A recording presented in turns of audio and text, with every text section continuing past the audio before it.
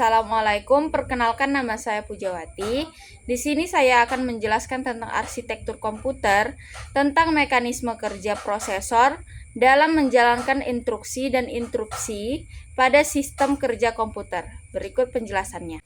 Untuk memahami fungsi CPU dan caranya berinteraksi dengan komponen lain, perlu kita tinjau lebih jauh proses eksekusi program. Pandangan paling sederhana proses eksekusi program adalah dengan mengambil pengolahan instruksi yang terdiri dari dua langkah, yaitu operasi pembacaan instruksi fetch dan operasi pelaksanaan instruksi execute. Instruksi fetch pada setiap siklus instruksi, CPU awalnya akan membaca instruksi dari memori. Terdapat register dalam CPU yang berfungsi mengawasi dan menghitung instruksi selanjutnya, yang disebut program counter atau PC. PC akan menambah satu hitungan setiap kali CPU membaca instruksi. Instruksi-instruksi yang dibacakan dibuat dalam register instruksi atau IR.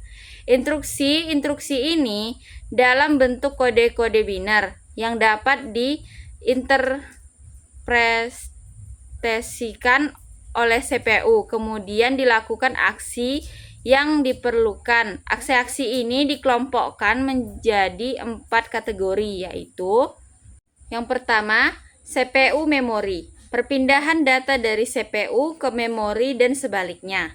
Yang kedua, CPU I-O, perpindahan data dari CPU ke modul I-O dan sebaliknya. Yang ketiga, pengolahan data. CPU membentuk sejumlah operasi aritmatika dan logika terhadap data. Yang keempat, kontrol merupakan instruksi untuk pengontrolan fungsi atau kerja, misalnya instruksi pengubahan urusan eksekusi. Untuk sistem operasi yang kompleks, sangat dimungkinkan adanya interupsi ganda. Dalam hal ini, prosesor harus menangani interupsi ganda. Adapun pendekatan interupsi ganda adalah sebagai berikut. Pertama, pendekatan interupsi berurutan atau sekuensial.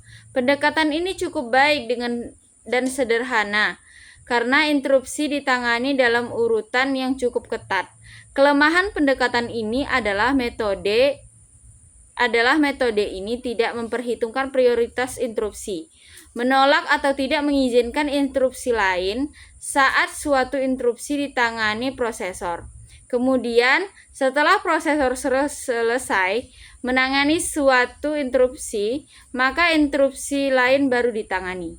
Berikut ini gambar dari interupsi sekuensial.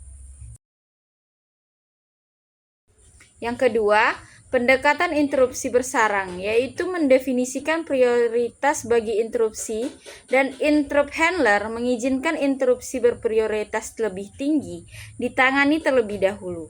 Dalam proses interupsi prioritas ini, sistem kerja proses ORCAN memilih nilai prioritas tertinggi untuk dieksekusi dan selanjutnya akan mengeksekusi program utama. Berikut gambar interupsi bersarang. Sekian dari saya.